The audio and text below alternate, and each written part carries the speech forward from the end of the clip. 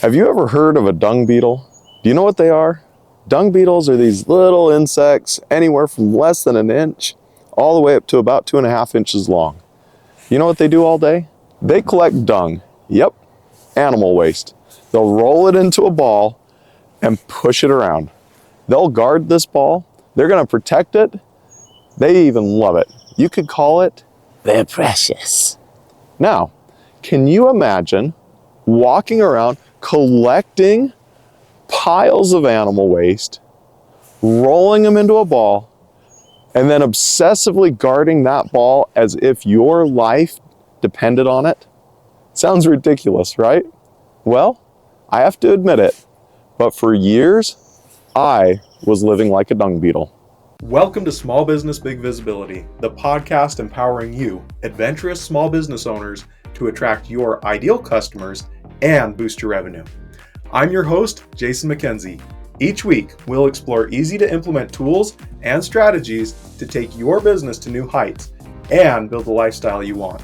If you're ready for more profits and less stress, let's get started.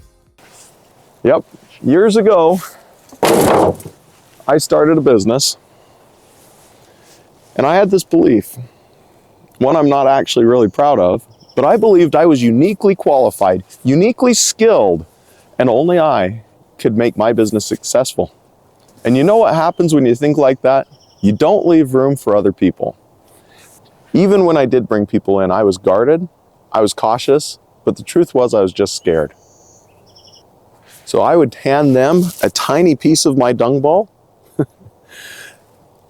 just a small insignificant task, while I held tightly onto everything else. Now, when I say dung ball, I don't mean my company. I mean my workload, my never-ending list of daily tasks, my responsibilities, and my obligations. The mountain of little things that over time became a massive weight that I was carrying or pushing around. Now, instead of recognizing the problem, I wore this problem like a badge of honor. I'd tell myself things like, man, look at how hard I work. I'm way too busy to do that kind of stuff. And I took pride in my busyness. And at the same time, I also felt a little bit ashamed because that busyness, I was drowning in it. And here's the kicker. None of that busyness, that giant dung ball that I was pushing around, none of it was actually helping me accomplish my goals. It wasn't moving me forward. I was literally just rolling this giant ball of responsibilities around and around and around, convincing myself that if I just kept pushing, things would eventually get better. But would they? So let me ask you, do you have your own ball of dung that you're rolling around in circles? If so, do you want to keep rolling it? Is rolling around your giant dung ball of responsibilities your vision for your life? Are you excited about the next 30 years of guarding and protecting your dung ball? Because here's something I eventually had to admit to myself. The very thing I was protecting was the thing that was holding me back. And the people I was keeping at a distance, they're the ones who could have helped me move my actual goals forward. Now, if you don't want to spend the rest of your life rolling around your workload like a dung beetle, it's time to start offloading. There are people who can help you. They're everywhere. Yes, sometimes the help does cost money. That's what employees, subcontractors, and automation is for. But the alternative, holding on to everything yourself and staying stuck, is it worth it? Probably not. So here's what I want you to do. Take out a blank sheet of paper and write down everything you did today. Or if it's early in the morning, write down everything you did yesterday. Group the similar items together. Then ask yourself, did any of these tasks actually move me closer to my goals? Or were you just busy rolling that giant ball around? Now, review the list. What can you just cut out entirely? If you're so swamped with work that you're not making progress on your goals, then you don't have time for distractions that eat away your day. Let me give you a few examples.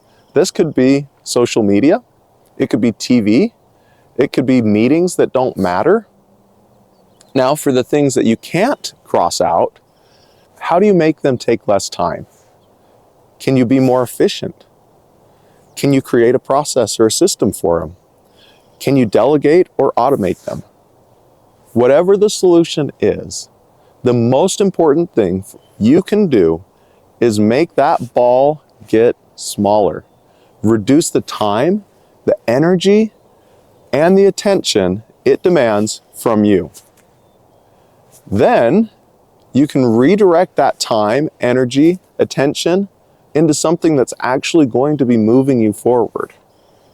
Now, some of you might be thinking, hey, Jason, I can't trust other people to do this as well as I would do it.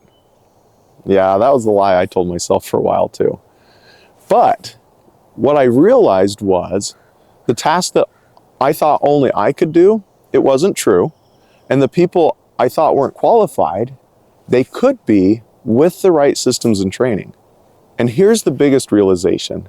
Even if someone only does it 80% of the level that you would do it, that's still 100% better than having you stuck doing everything yourself. So if you're still telling yourself you have to do it all, look in the mirror and ask yourself, do you want to be a business owner, or do you want to be a glorified dung beetle in your own business? Because a business owner will delegate, build systems, automate, and offload. They don't just roll their giant dung ball around. So today, I encourage you, take a look at your workload. What can you cut? What can you streamline? What can you delegate? Until next time, keep innovating, stay focused on what matters, and watch your business thrive.